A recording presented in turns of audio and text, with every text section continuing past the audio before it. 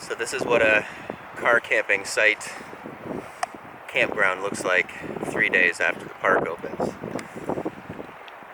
This is Acre, and it is virtually deserted.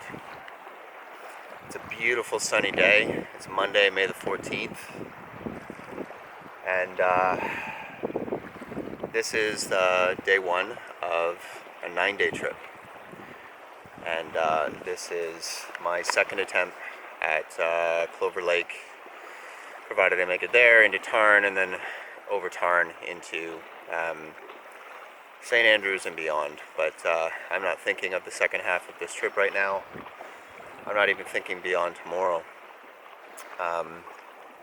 So the first time I tried this loop, the first thing I did, or the first day, I drove here from Toronto, which is 5-6 hours, and tried to make it to Guthrie on the first night. And anyone who's watched my video of how that went knows it didn't go very well.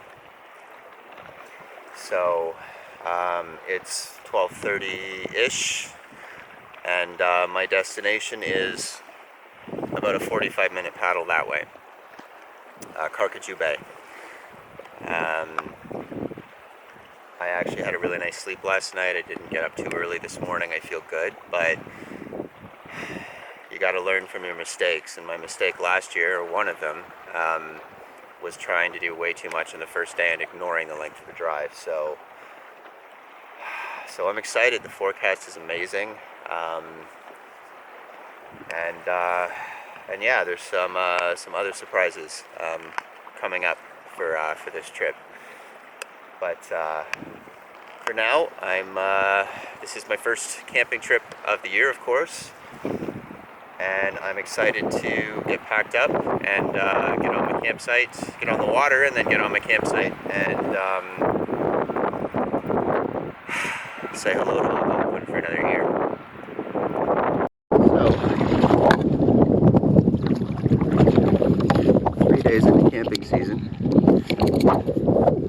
and the campsite I was going to set up on is already taken by a kayaker, no less. Oh, we're not over any portages yet, so that's not really that surprising. So there was another campsite right there, but it was literally like right there. We'd be staring at each other. My recollection of the sites further down Carcajou Bay is that they're not very nice, but I'm going to check them out because I don't really want to set up right next to that dude if I can avoid it.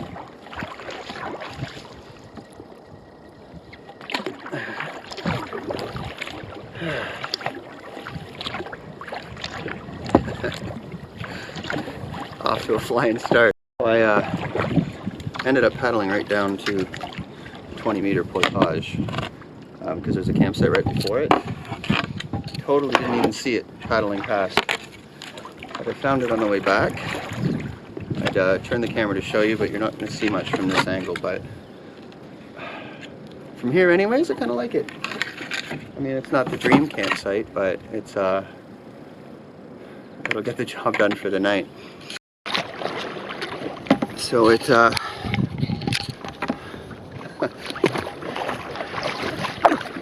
the world is a strange place.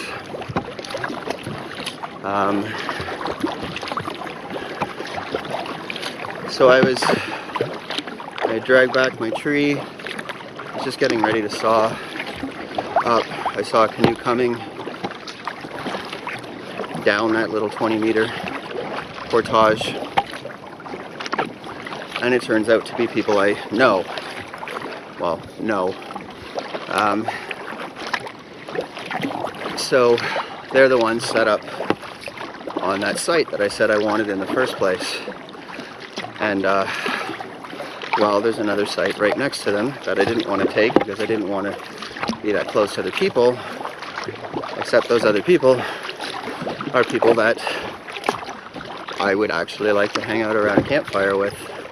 And just like that, it is day 2. the meeting of other people I knew sort of put a kibosh on filming for the evening. But today is Clover Day, and I'm just paddling over to say goodbye to somebody, and then we're en route. Alright, so welcome to day 2. Clover Day, at least in theory. So, an unusual thing for me is... Whoa. I'm not tripping alone. This is Drew, also known as Algonquin Lakes. And after my horrible trip last August, I posted on my forum saying next time I go I wouldn't mind some company. And of all the crazy people on that forum, Drew is the one who decided to take up the challenge. So we're not necessarily making it easy on ourselves. There's 2 of us and we're going to take 2 boats through it anyways, but that's just how it works out this trip. Drew's heading out in 4 days and I'm staying for 9, so we're just in Carcajou Bay, and we're making our way back to McDonald Creek. I've covered all this stretch before, so I'll probably pick up filming once we get to the creek.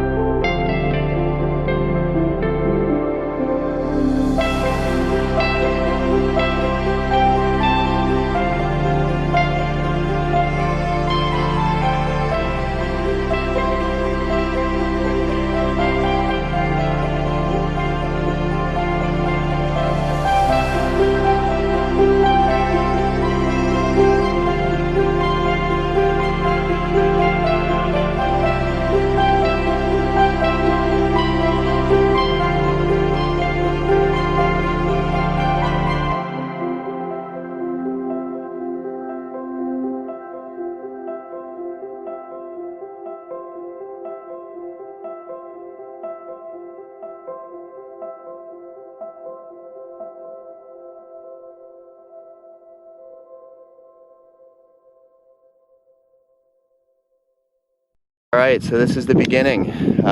We found the start of the portage to Turcotte with very little drama. We just walked it to the woods, made a couple wrong turns on the way, but we know where we're going now. The water's freezing, there's still some ice in it in places. The footing's treacherous, so we're going to double carry to the bush and then pick up from there. So far so good. There's a couple signs that maybe somebody's been through here clearing since last year. There's a couple of portage markers that didn't exist, at least I didn't see last year.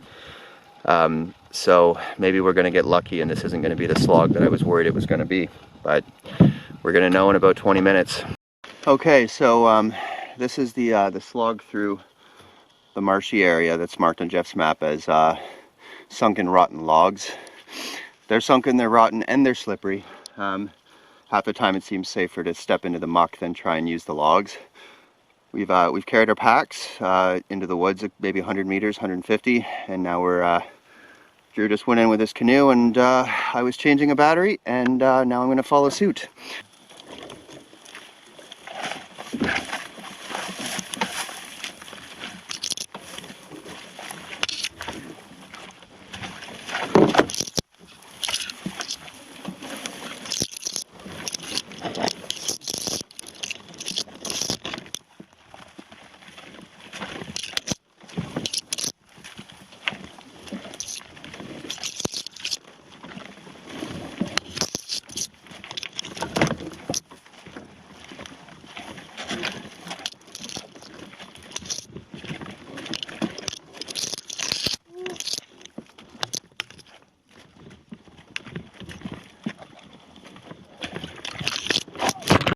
Well, I'm not sure if I forgot to start filming in the first place or if that fall caused the camera to turn off. I just took a pretty, wow, that's a horrible camera angle.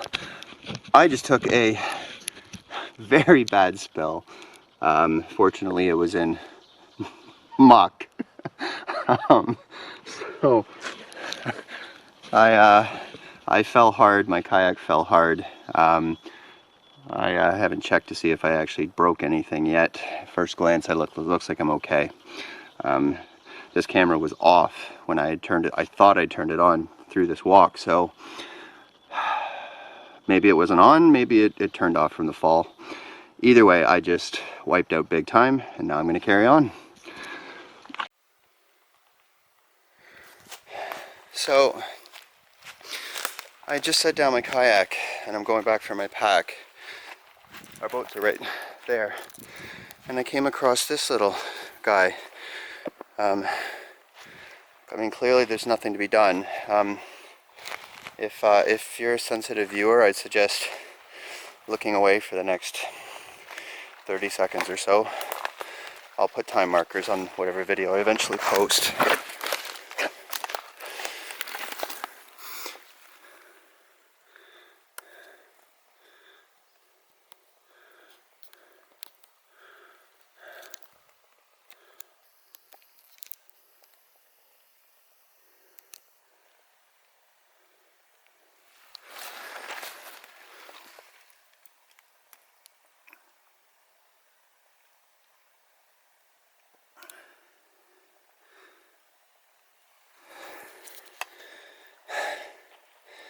He's not dead, he's still moving just a tiny little bit.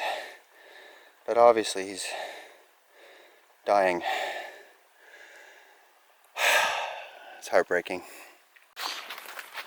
So, I think I've already said this, but it's pretty clear someone's been through. Not this spring, obviously. The park's only been open for a few days. They wouldn't have had time. And this wouldn't be the first focus. I hope that means they were through after my attempt last year. I say that because if the portage was this clear last year and I still couldn't find it for some reason, then I have no excuses. None. I mean, it's still not it's not an obvious portage in places, but nor is it bad. There's been, I mean, we haven't had to deal with any blowdowns. The worst is maybe every now and then glancing around to make sure you're still on the trail. And they've put up actual portage marker signs every, I don't know, 300 meters or so. Now, I still think a big aspect of this as well, though, is just that we're doing it before the leaves are out. This is a primarily deciduous forest here, and with the leaves out in full force, even now it could be a very different experience. Whoa! Slip and recover.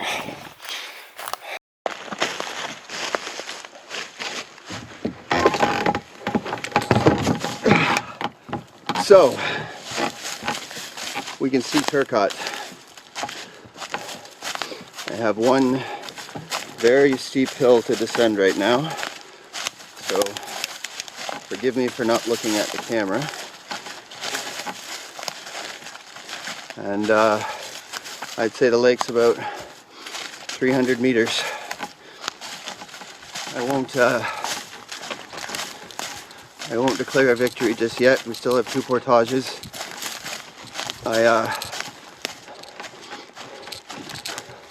I'm happy to have this portage behind me, being that this is the portage that turned me around last year. No matter what, I made it further than last time.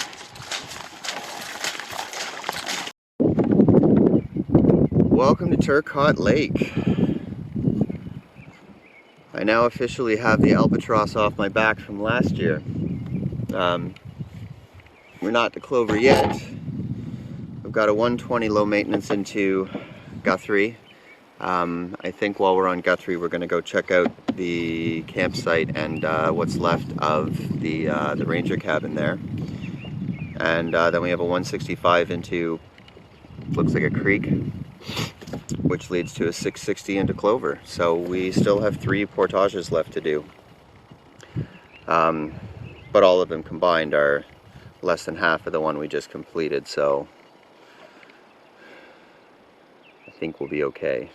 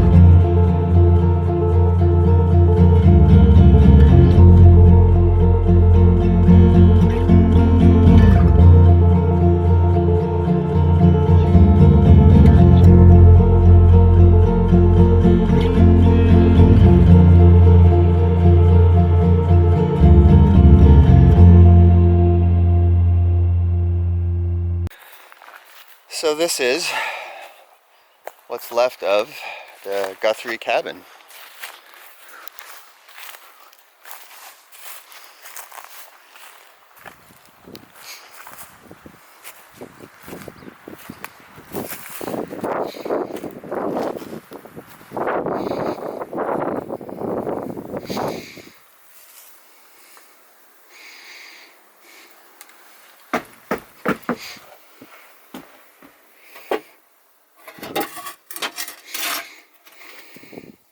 We got a perfectly good flashlight in the window.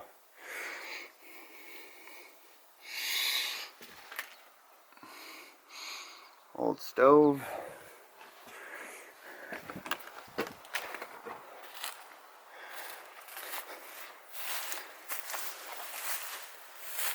Don't step on any nails.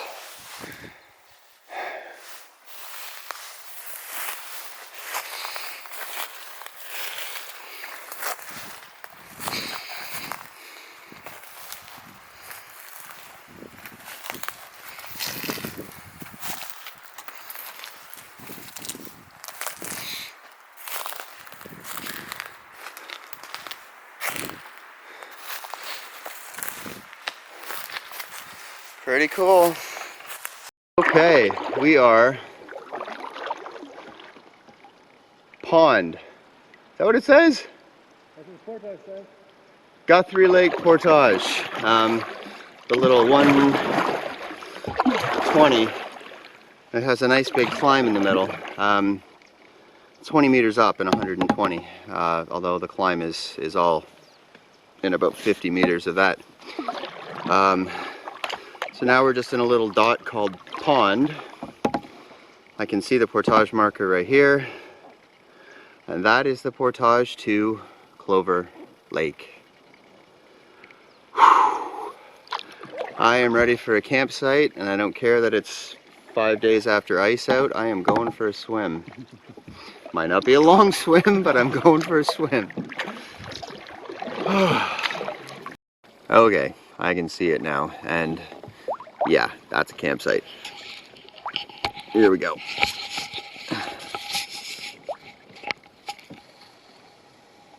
Yeah,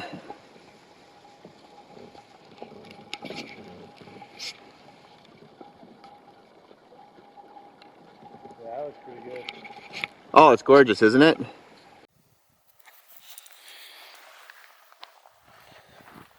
Welcome to Clover Lake. It is big, it is beautiful. The sky is blue. It's been very windy, but even that's dying down now.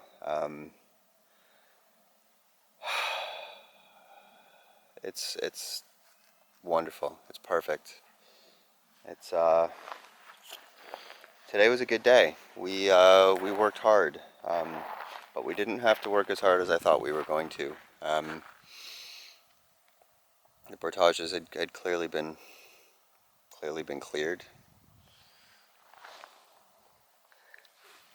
so it was just portaging, not bushwhacking. You know, and I came with the mindset that it's better backdrop. I came with the mindset that we would be bushwhacking, at least potentially, at least in parts. So to really just to have some portages to follow was pretty great. So this is the biggest, beautifulest campsite on Clover. We've already been here for a couple hours. Our tents are up. We've both been in the water. It is freezing. Like, you jump in and all thought leaves your brain except I have to get out.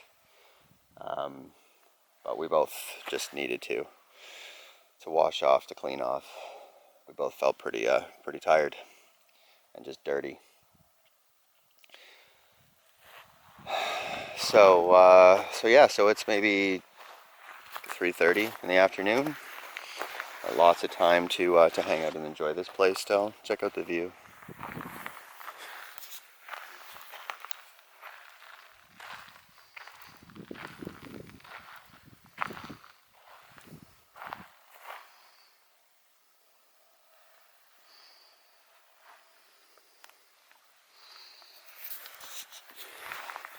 It's a beautiful campsite with a whole lot of big Canadian shield.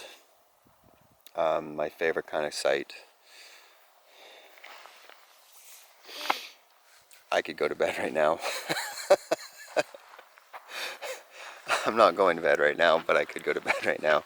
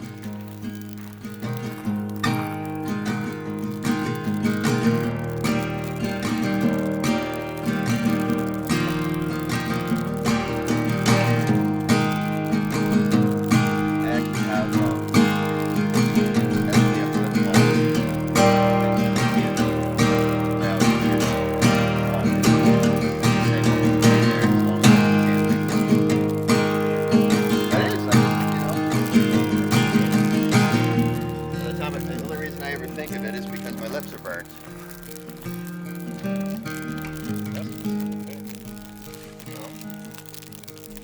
They want me to put it